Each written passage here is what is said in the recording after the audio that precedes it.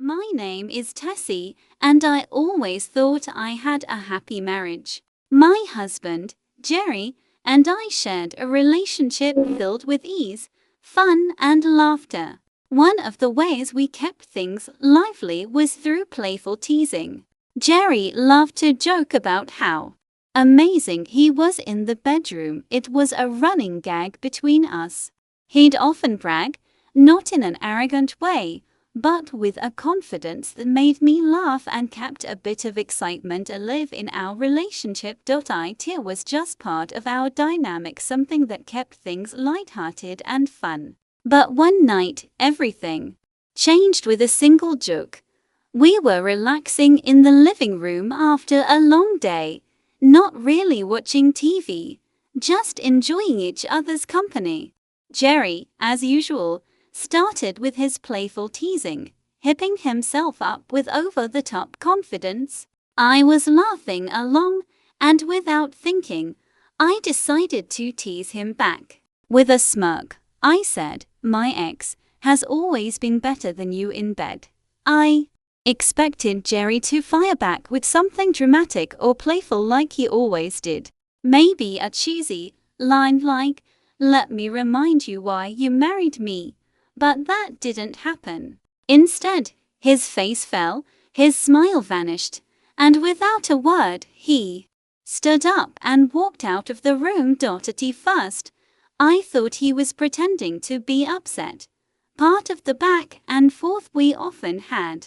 But when he didn't come back that night, I started to worry. The next morning, I expected things to go back to normal, but Jerry stayed cold and distant. He ignored my greetings, avoided me entirely, and acted like I wasn't even there.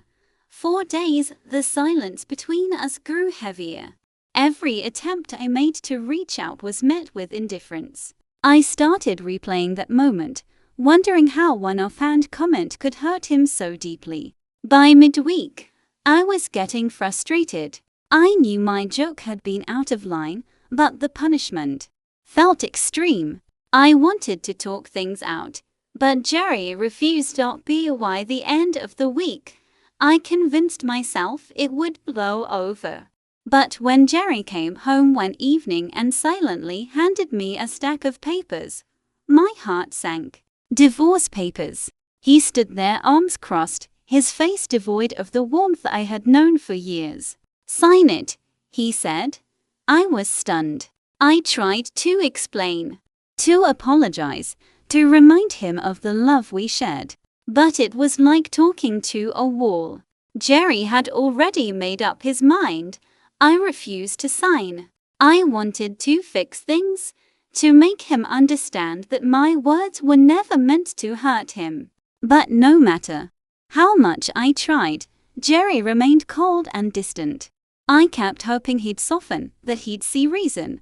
But as the days passed, the silence between us felt more permanent, and that's when I realized sometimes one small mistake can cost you everything. If I could, I would have swallowed my pride, put my ego aside, and begged him to reconsider. But no matter what I said, it wasn't enough. His mind was already made up. He didn't see my words as a joke anymore, he saw them as the truth. He was convinced that for me to say what I did, I must have been thinking about my ex. In his head, there was no other explanation. The idea that I could just blurt something out to get a reaction never even crossed his mind. He believed I had compared them before, that I had replayed my past relationship so many times that I still remembered the details of my intimacy with my ex. To him, my words weren't a joke, they were confession. I tried to reassure him, to tell him that my ex was nothing but a memory, a closed chapter I hadn't thought about in years. But he wouldn't hear it. He had already rewritten the story in his head, one where I had never really moved on, where I had been secretly longing for someone else while lying next to him every night. No matter how much I explained, no matter how much I swore that he was wrong, he believed what he wanted to believe. And I realized then I was no longer fighting to explain the joke. I was fighting against a version of me he had already created in his mind. And no matter what I said, he wasn't going to change his mind. The scariest part, there was nothing I could do to change his mind. The days after that night felt like a blur. I went through the motions, waking up, sitting in silence, watching him avoid me, but it all felt like I was watching my marriage crumble in slow motion. At first, I was angry at myself for saying it.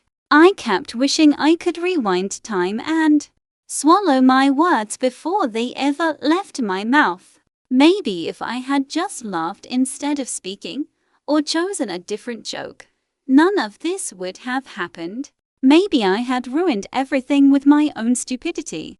But the more I thought about it, the more I started to question if this was really about that one joke. How could a single sentence, something meant to be playful, be enough to break an entire marriage? Was our relationship so fragile that one bad joke could destroy it? Did my husband really love me the way I thought he did, or had I been blind to something deeper all along? The more I reflected, the more uneasy I felt. Maybe this wasn't just about what I said. Jerry had probably been carrying insecurities I never knew about. He had always seemed confident, or at least that's what he showed on the outside. But what if all of that was just a mask? What if he had been convincing himself just as much as he had been trying to convince me?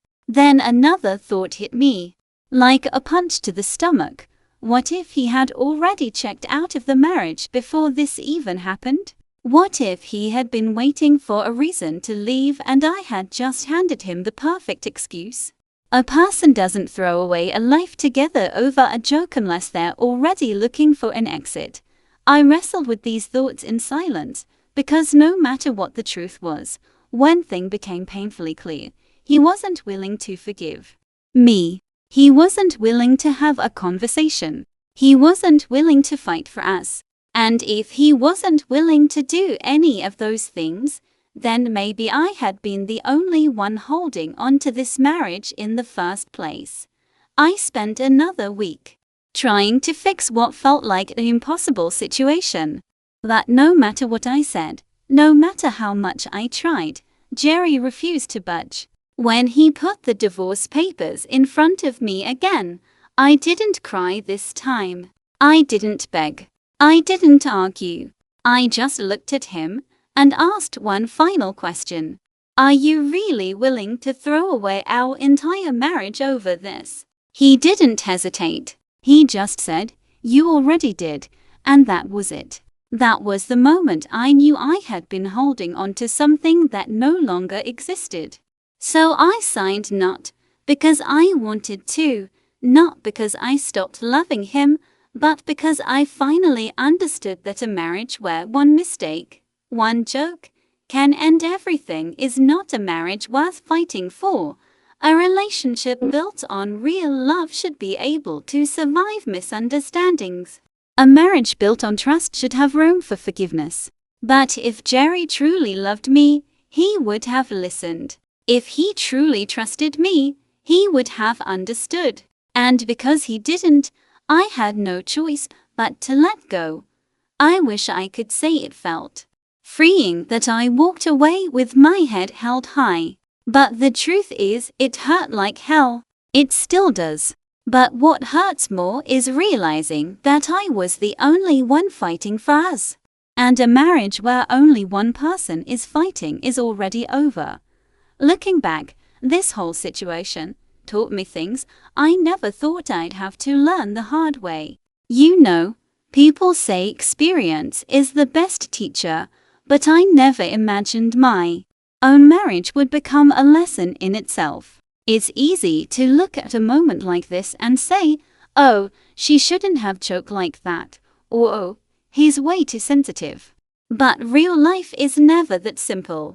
When emotions are involved, people act in ways that don't always make sense. And honestly, that's exactly what happened here. Here are some of the things I learned. Communication is everything.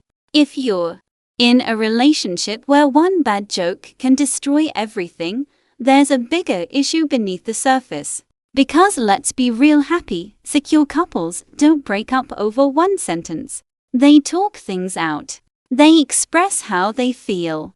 They try to understand each other. But in my case, Jerry didn't give me the chance. He shut me out completely. And that made me realize something. If your partner isn't willing to have an open and honest conversation with you, then your relationship is built on sand. It might look stable for a while, but the first big wave will wash it all away. Ego and insecurity destroy love. I used to believe that love was strong enough to overcome anything, that if two people truly cared about each other, they'd find a way to work through their problems. But I've learned that's not always true. Because sometimes pride is stronger than love. And ego, it's like poison in a relationship. If someone values their ego more than their partner, then no matter how much love exists, the relationship is bound to fail. If someone won't fight for you, don't fight for them. I spent days trying to fix this. I apologized. I explained myself. I gave him space. I did everything I could to show him that our marriage was worth saving. But the truth is, it takes two people to fight for a relationship. A relationship should never feel like a one-sided battle. If someone refuses to meet you halfway, it's better to walk away. Not every joke is worth making, but not every reaction is justified either. I'm not going to sit here and act like I was completely innocent in all this. I poked the bear. I made the joke. I pushed his buttons, knowing he had a bit of an ego about this topic. I get it. But did I really deserve to lose my marriage over it? That's the part that still stings. Because yes, I may have lit the match, but he's the one who burned everything to the ground. A healthy relationship can survive misunderstandings, bad jokes, and even mistakes. And at the end of the day, I'll take responsibility for my part. But let's be real, Jerry overreacted. And I can't help but wonder, if the roles were reversed, if he had made a joke about an ex, would I have filed for divorce? No, I would have rolled my eyes, maybe teased him back, and then moved on.